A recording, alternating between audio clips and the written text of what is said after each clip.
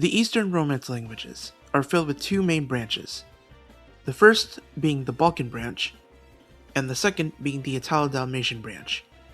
The Balkan branch consists of languages such as Romanian, sometimes called Daco-Romanian, Romanian, and a few other languages. Italo-Dalmatian is filled with languages consisting of Italian, Istriot, and a few others. Some people may be asking, what about Moldovan? Isn't that a Balkan language too? Well, the Moldovan parliament in 2023 declared Moldova's official language as Romanian, effectively killing the Moldovan language. Daco-Romanian has 29 million speakers. It's the official language of Romania and Moldova. It's also a minority language spoken in Hungary, Serbia, Ukraine, and the Balkan Sprachbund. Present-day Romania and surrounding areas were a part of the Dacian kingdom. It's thought the Dacians and their language were in the Indo-European language family. Though the Romans conquered Dacia in 106 CE, and the area was then a Latin-speaking population, effectively killing the Dacian language. Historians are still questioning how the Latin language became very dominant in this area when there was already an established Dacian language. And the specific evolution of the Balkan Romance languages is still a mystery, but the Latin in the area birthed Proto-Balkan Romance. Between the 6th and 7th centuries, the Slavic peoples had migrated into the area where Balkan Romance was spoken. The common language they used in this area was Old Church Slavonic, and to some extent had influenced Romanian. Even today, there are still some Slavic loanwords that are still used. A few examples include the word for friend, prieten, the word for love, iubire, the word for empty, gol, and the word for wall, zid, and many more that are still used. This Slavic influence was most prevalent during the Old Romanian period.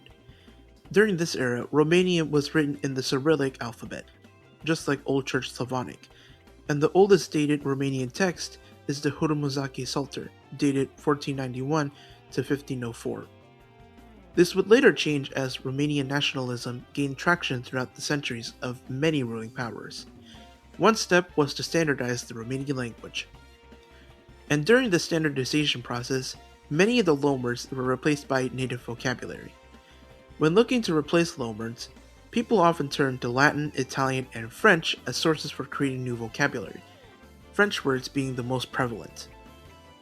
When Romania became an independent country in 1787, Romanian became the new official language of the country. Moldova had a similar event, with its official language being Moldovan, after being under Soviet rule for many years. So, what's Romanian like? And in this video, I'm only focusing on Daco-Romanian. Let's start with the phonology. There are 7 vowels used in Romanian. Technically 9 vowels. The last 2 are only used in loanwords, primarily German loanwords. Like Italian, E and I before C and G are softened. For example, the word for pigs is porci. Unlike in Italian, however, that final E sound isn't pronounced, so it's not something like porci. Curiously, the letter H does have a H sound, where the rest of Romance doesn't pronounce that H anymore. But when H is between C or G and E or I, in other words, ke, ki, ge, gi, they aren't softened. But oftentimes that vowel is used for a palatalized sound. For example, the word for ice. Gheață. Notice that the combination GHE represents the G sound. This word also has something interesting in it. It contains 2 of the 4 diacritics used in Romanian. First we have the brev, which represents the sound and is a very common feminine ending used in Romanian. There's also the undercomma, which is used on S and T. They represent the sh and ts sounds, respectively. And there's also the circumflex, which both make the sound You may be saying, why are there 2 of them if they both make the same sound? Well, A with the circumflexed is used when is inside of the word, while I with the circumflexed is used at the start or end of the word. Notice the difference in the word for blood and the verb meaning to knock down. Sânge. A doborî. Let's also go over a few points of grammar. This sentence means I see the woman's drink. Eu văd băutura femeii. First off, just like other Romance languages, Romanian is pro-drop. Because the verb conjugation indicates the person and number, pronouns are more often dropped, so let's get rid of that. If you know other Romance languages, you may be looking at the sentence and thinking that something doesn't look quite right. That's because unlike other Romance languages, Romanian words undergo inflections. This means that depending on the grammatical context, the word will change. In this case, the word for drink undergoes the nominative accusative ending a, while the word for woman takes the genitive dative ending e, both of these in the singular form. The literal translation, if we think about it, is drink the, woman the, possessive. We can also see this in masculine nouns. Take the sentence meaning I see the man's hair. Văd părul bărbatului.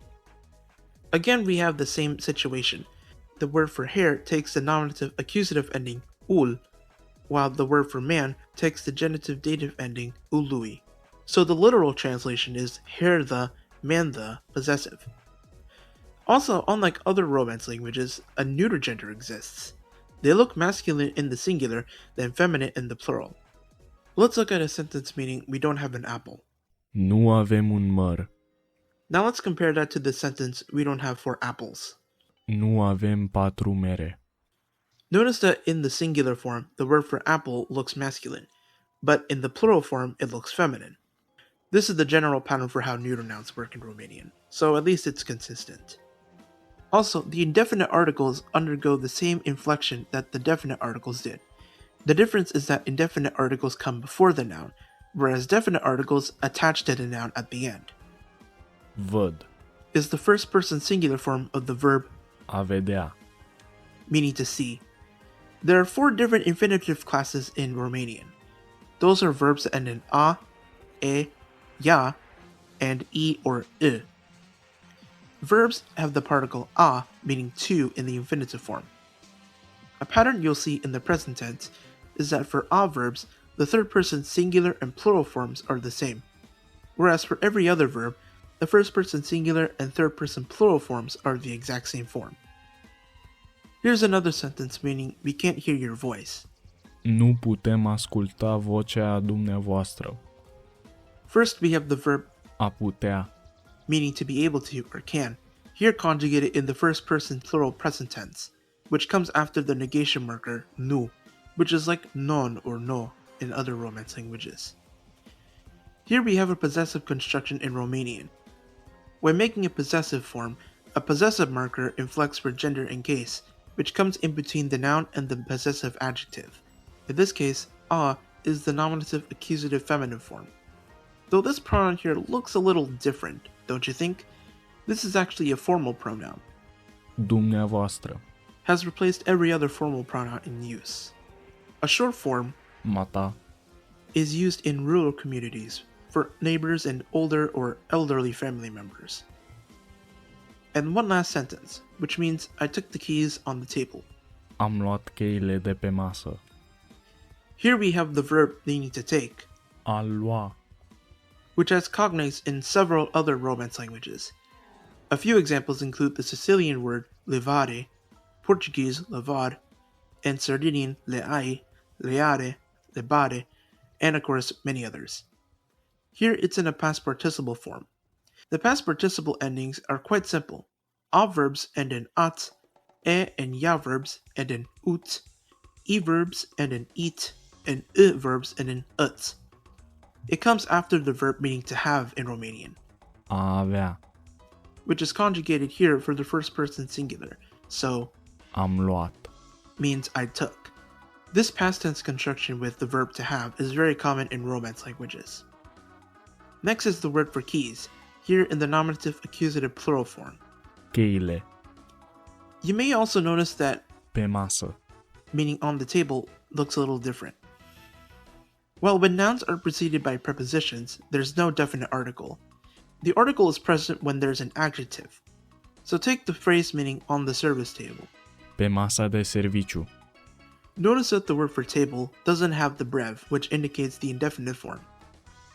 And it's worth noting that de pe, in this case, means from on top of, so the translation can also literally be I took the keys from on top of the table. When talking about the most spoken Romance languages, Romanian often tends to get overlooked. A large part of that comes down to the case inflections, which no other Romance languages have, and also because of the fact that it's spoken in an area where Slavic languages are spoken. Many people just assume that Romanian is another Slavic language than a Romance language. Yet despite that, a lot of the Romance vocabulary that it does have may look very weird at first glance, because of its isolation and the fact that many words have just evolved to take on new meanings.